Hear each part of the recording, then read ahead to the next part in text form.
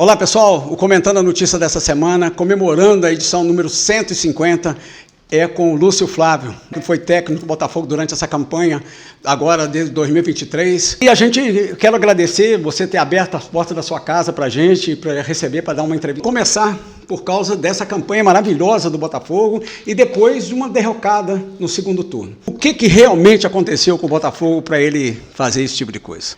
Então, campeonato de pontos corridos, né, como é o Campeonato Brasileiro, o que vale na realidade é a regularidade. E em função, óbvio, da expectativa que foi criada no primeiro turno, né, imaginou-se que a equipe pudesse ter um rendimento, né, não similar, porque era algo praticamente impossível, mas que ele pudesse ser melhor, né? E, infelizmente isso não aconteceu. A equipe, apesar de fazer em vários momentos, né, do segundo turno jogos bons, mas ela não conseguiu ter, digamos, essa regularidade necessária para atingir a pontuação de ser a eventual campeã.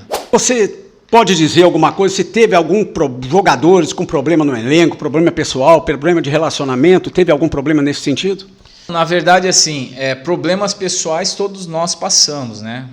Um era muito notório porque ele foi exposto, que foi o caso, por exemplo, do Tiquinho, né, que estava com um problema com seu pai, né, um problema sério de saúde. Agora, em relação a outros problemas, eu falo, pelo menos até o momento que ali eu estive dentro do clube, não teve nenhum problema interno, não teve problema entre jogadores. A realidade é que, como eu frisei, né, é um campeonato. Você precisa ser regular. A equipe não conseguiu em alguns jogos e principalmente nessa reta final, tanto que, se não me engano, terminou a competição com 11 jogos sem vencer, e aí isso já demonstra, né, o porquê também que a equipe não conseguiu ser campeã. Mas não teve assim nenhum problema de relacionamento entre jogadores, isso não ocorreu. Com relação, você acha que essas mudanças de técnico, Luiz Castro, Bruno Lage, você, o Thiago Nunes, você acha que isso acabou influenciando no rendimento da equipe? Como a equipe já vinha, por exemplo, desde o ano passado com o Luiz Castro, eles atingiram um nível de jogo que era uma característica daquilo que o Luiz implementou e vinha dando certo, né, no primeiro turno. Com a saída do Luiz, automaticamente existia a possibilidade da vinda de um novo profissional e automaticamente também isso gera uma outra situação, porque nenhum profissional trabalha exatamente igual. Quando ocorreu essa saída do Luiz, que assumiu eu e o Cláudio Caçapa, nós procuramos manter o que já vinha se fazendo, até porque com a chegada desse novo treinador, e aí sim veio o Bruno, ele veio com a metodologia dele, com o trabalho dele, tentando implementar aquilo que ele entendia de futebol. A característica do nosso grupo, né, talvez não tenha, pelo pouco período, né, que se tinha e com a competição andando, talvez a forma de atingir o nível que ele queria. Em alguns momentos deu certo, em outros ficou aquém, e até porque nós estávamos ali naquele momento com o Bruno em duas competições, que era a Sul-Americana e o Brasileiro. Chegou um determinado momento que deu uma ênfase maior no Campeonato Brasileiro, até pela vantagem que tinha. Só que com a saída do Bruno, né, as coisas, digamos, passaram a ter uma outra situação, que foi a minha chegada, né, para ser, digamos, o treinador. Porque como alguns jogadores caíram muito de rendimento pela característica que foi implementada, eu entendi que para nós termos uma proximidade daquilo que tinha sido o time do primeiro turno, eu acabei fazendo um pouco daquilo que eu imaginei em relação ao que o Luiz fazia, porque era uma característica do elenco e eles já estavam acostumados. Então foi tentar dar sequência àquilo. E aí houve a minha saída e automaticamente a vinda de um outro profissional e pouco tempo, e aí nós temos que eximi-lo de qualquer culpa, né? Porque pelo momento, pelos 5 jogos que ele teria, um momento ruim da equipe psicológico, né? Uma equipe que estava bem abatida emocionalmente, infelizmente não aconteceu a recuperação que se esperava. Lúcio, muito foi se falar que você tem um perfil de técnico meio calmo, tranquilo, e no seu relacionamento com jogadores e com jornalistas, com todo mundo de uma forma geral.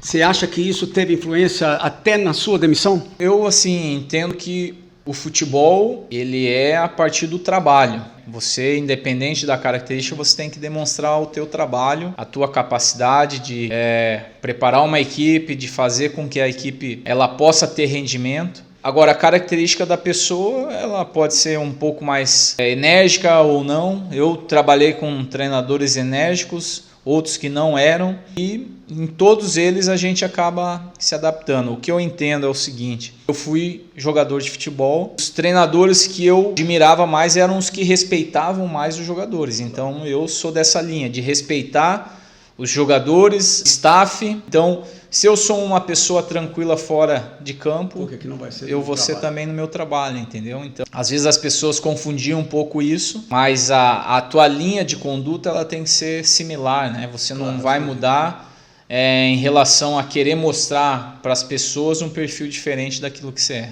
No final da partida contra o Cruzeiro, o Diego Costa deu uma declaração falando que alguns jogadores fizeram oba-oba.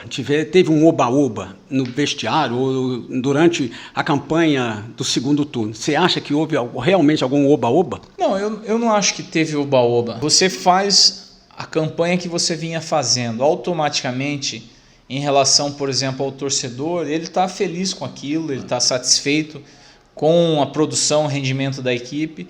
O torcedor ele vai para o estádio, ele vai procurar fazer a melhor festa possível. Agora, os jogadores, eles em nenhum momento demonstraram assim que já havia ganho alguma coisa. Os jogadores sabiam que faltava ainda chão pela frente e por isso era necessário ter essa regularidade que não conseguiram no segundo turno, né? Mas o que eu vejo que faltou, e isso eu falei até com eles em algumas oportunidades, foi maturidade para entender alguns momentos do jogo onde... Principalmente nos finais da partida. Sim, exato, para você saber sustentar um resultado, momentos em que durante o jogo você poderia fazer faltas táticas para não permitir uma ação ofensiva do adversário, como os adversários faziam contra o Botafogo. Então, eu vejo que isso acabou faltando bastante assim em relação a esse momento da qual a equipe buscava principalmente o título. Então você acha que não houve falta de comprometimento por parte dos jogadores, por parte de ninguém dentro do elenco do Botafogo?